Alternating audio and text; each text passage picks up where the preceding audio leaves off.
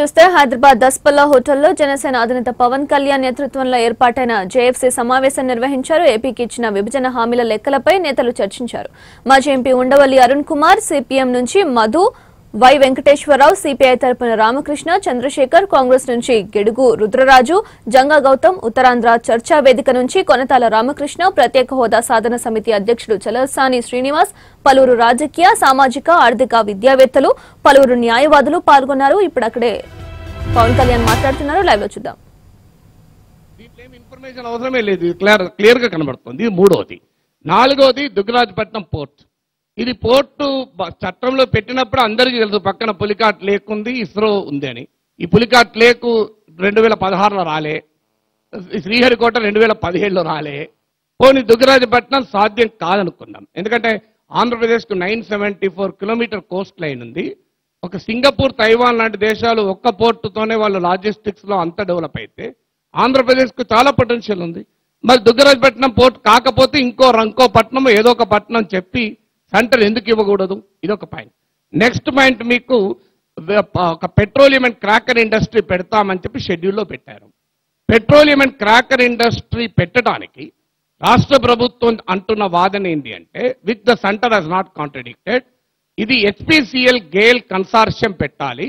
HPCL Gayle consortium ఒక viability gap funding కింద 1200 crores per year 15 years చెల్లించాలి అని అడుగుతున్నారు. ఈ పని ఎందుకు రాష్ట్ర ప్రభుత్వం చెల్లించాలి? ఇది యాక్ట్ లో చెప్పిన అంశం. So if viability gap funding చెల్లించాలనుకుంటే అది సెంటర్ ఇవ్వాలి అని మనం అడగాలి. సెంటర్ ఇచ్చినప్పుడు పెట్రోలియం క్రాకర్ యూనిట్ ఆటోమేటిక్గా వస్తుంది. మీకు గుజరాత్ లో డొలేరా ఎకనామిక్ సిటీ పెడుతున్నారు కెనేడియన్ పెన్షన్ ఫండ్స్ తో $2,500 కోట్ల ఇన్వెస్ట్మెంట్ తో.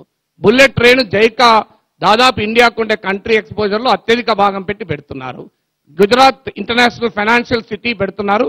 దీన్ని సింగపూర్ తరహాలో $1,000 కోట్ల ఫైనాన్షియల్ ట్రాన్సాక్షన్ పెడుతున్నారు. మరి గుజరాత్కి ఇవన్నీ పెట్టినప్పుడు ఆంధ్రప్రదేశ్కి పెట్టడానికి ఏంటి అభ్యంతరం అనే పొలిటికల్ క్వశ్చన్ ఎందుకు రైజ్ చేయకూడదు మనం? సో దీంతో పాటు ఇవన్నీ ఓపెన్ గా కనబడుతుంది. దీంట్లో ఏమి డిస్ప్యూట్ లేదు.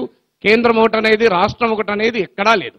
అలాగా ఇక యూనివర్సిటీస్, సెంట్రల్ యూనివర్సిటీ రాలేదు, ట్రైబల్ యూనివర్సిటీ రాలేదు, ఇన్స్టిట్యూషన్స్ కు ఇస్తున్న ఫండింగ్ చాలా ఇన్అడిక్వేట్. ఇవన్నీ there is no dispute between the state and centre. Dispute ఉన్నదని చెప్పి మనం ఏదో పక్కకు తొలగితే అది అన్యాయం.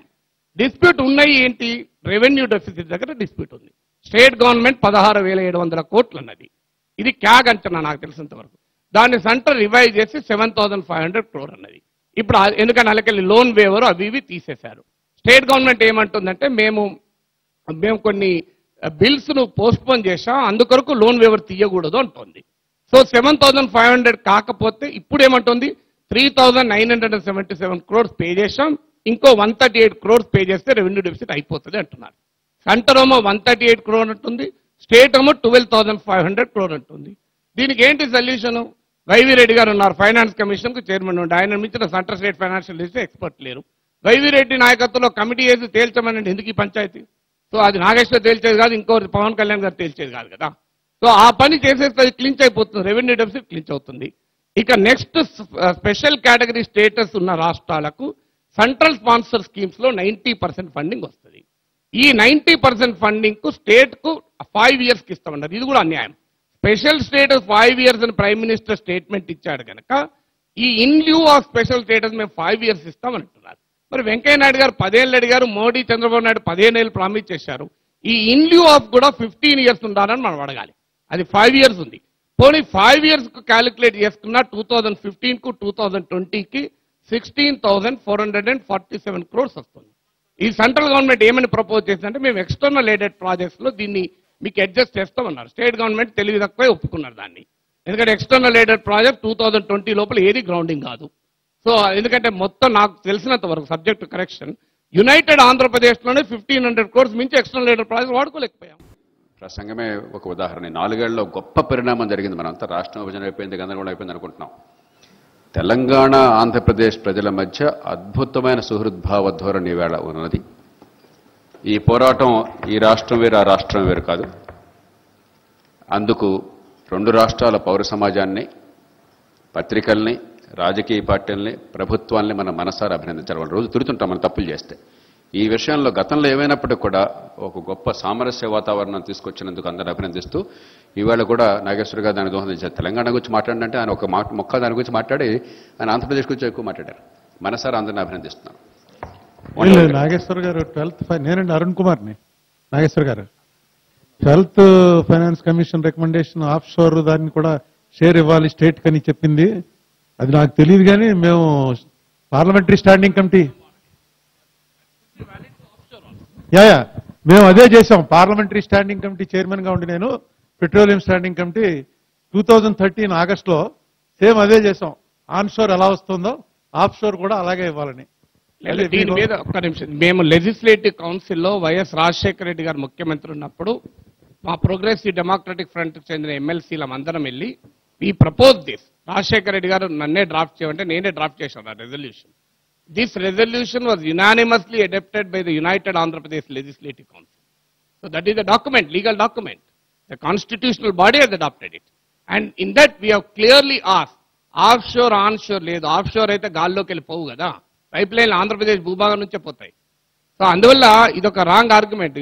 ఉదయాన్నే నన్ను కూడా ఎవరు అడిగారు, నువ్వు కూడా ఆంధ్రప్రదేశ్ నుంచి మాట్లాడుతున్నావా, నువ్వు తెలంగాణ వాడు ఎట్లా మాట్లాడతావు అంటే నేను అన్నాను, నాకు ఆంధ్రప్రదేశ్ రాజకీయ పార్టీల ప్రతినిధులు పర్మిషన్ తీసుకొని మాట్లాడాల్సిన అవసరం లేదు.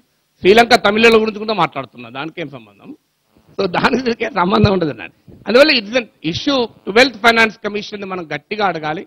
సో ఇది ప్రాఫిట్ పెట్రోలియంలో వాటా అన్ఫార్చునేట్లీ నేను రీఆర్గనైజేషన్ అప్పుడు కూడా చాలాసార్లు మాట్లాడాను, కానీ it was never part of the reorganisation debate. Let us at least include this in our debate. అది అప్పుడు మనకు మీకు అసలు ఫస్ట్ ఎలకేషన్ ఆంధ్రప్రదేశ్ చేయమన్నా చేస్తలేరు కదా. ఒక gas based industries 2 lakh crore investment Andhra Pradesh రావడానికి అవకాశం ఉంది. ఒక్క దీనితోనే 2 lakh crore. So unless we fight for this we will not get it. అదే నేను మీరు చెప్పింది ఎండార్స్ చేస్తున్నాను. Same thing we did in parliamentary standing committee also. Thank you. గతంలో రాష్ట్ర ప్రభుత్వం ఉమ్మడి రాష్ట్రం చేస్తుంది నాగేశ్వర చెప్పినట్టుగా, ఇటీవల కూడా రాష్ట్ర ప్రభుత్వం ఎన్డీసీ మీటింగ్లో దీన్ని లేవనెత్తింది. అప్పుడు నేను ఆర్థిక మంత్రికి ఫోన్ చేసి అభినందించాను కూడా. మనందరూ ఏకాభిప్రాయంతో ఉన్నాం. ఇప్పుడు ఆమీర్ ఖాన్ గారు, తారా కృష్ణస్వామి గారు, తర్వాత మిగతా పేర్లు చెప్తాను. ఆమీర్ ఖాన్ గారు ఆర్థిక శాస్త్రవేత్త, బిల్ అండ్ మెలిండా గేట్స్ ఫౌండేషన్కి ప్రారంభ డైరెక్టర్ ఇక్కడ.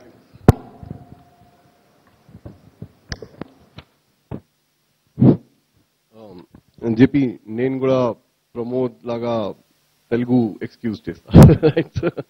Because I'm slightly better off in English, I will use English to talk about what I wanted to say. The first point I wanted to say was that today, if you see the economists who are working closely with the central government and the Prime Minister, fortunately I had occasion to work very closely with both of them on issues regarding where the backward districts are. So the first was Bibek Debroy, who now chairs that's where we met first. So Bibek, Lavish and I did one study on where the backward districts are. And that literature clearly shows, gives a strong argument on how Andhra Pradesh deserves a special category status, all of that. And this is Bibek's work going for at least 2 decades now.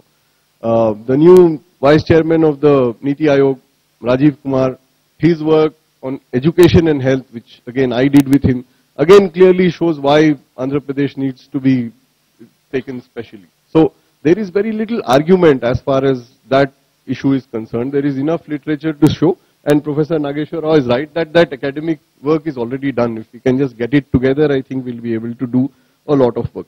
The third issue that I wanted to talk about was that even if you look at the Raghuram Rajan yardstick for backwardness, the new ones, then you will find that that Andhra Pradesh fits in very easily. The most backward state according to those yardsticks are Orissa.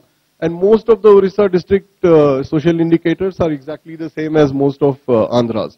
So we can do that calculation and again show that those 6 definitely includes Andhra Pradesh. There's very little argument that can go against that. The fourth issue is this whole talk about SDGs. That if we are to meet those sustainable development goals, then it is important that there is so much money that needs to be spent in states like Andhra Pradesh. Otherwise, the whole country suffers the same kind of embarrassment it suffered when we could not meet the MDGs thanks to UP and Bihar. This time we won't meet SDGs because of Andhra and Orissa, if we do not correct this situation. The next point was that if you look at how our finances are being handled, particularly in Andhra Pradesh. That's the last bit of work that I was doing.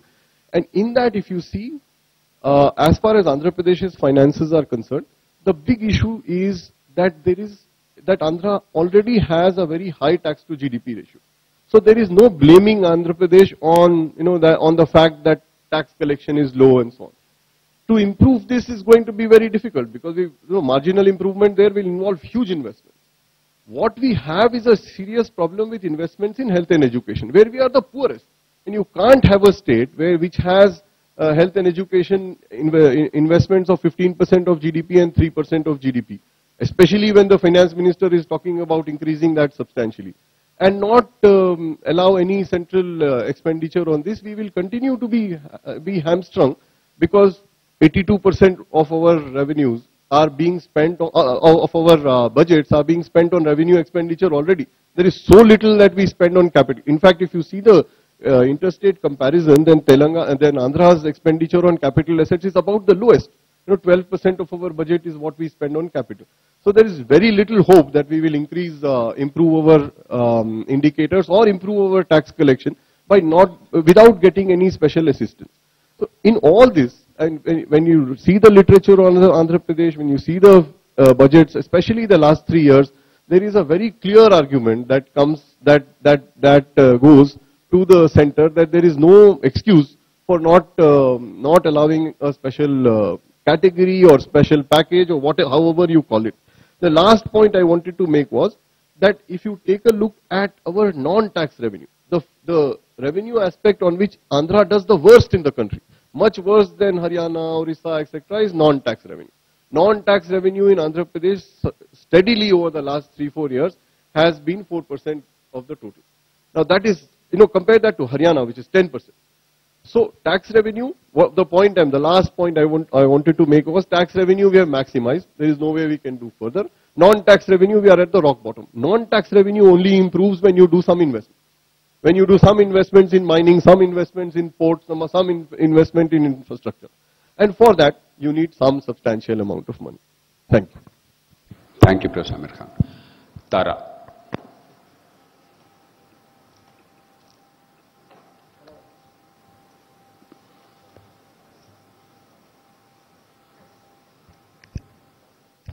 తరువాత అరుణ గారు. మహిళా కసే వాళ్ళ voice చాలా తక్కువ ఉంది. Hello. Okay.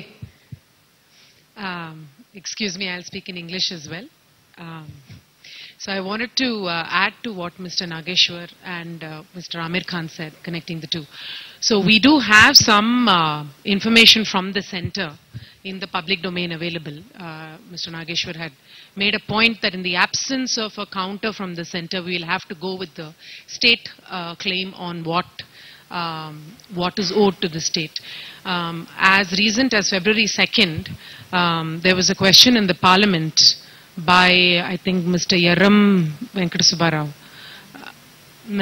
By Yaram, I think.